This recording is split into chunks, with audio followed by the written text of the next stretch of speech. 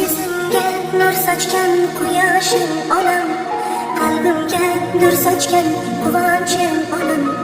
Dard cheksam bolam deb boshimni silab, yonimda kulib kelib yig'lagan onam.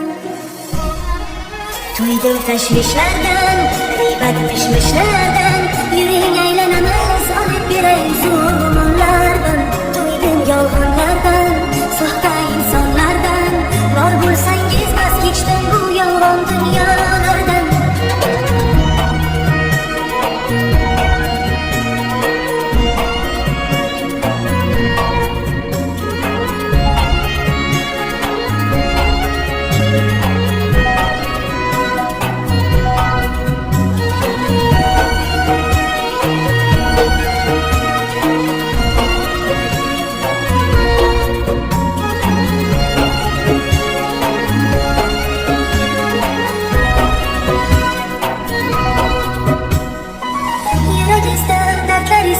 Farzand bo'lib siz olmadim, bolamga men mehr berib sizdan ona bo'la olmadim. Qancha tikan bosib o'tgan izlaringiz bosolmadim ona, sizdek bo'la olmadim ona. Kim yana kimdan uzar, oyog'ingni chalib uzar, jim qaraysan atrofingga, do'sting kulib sendan uzar.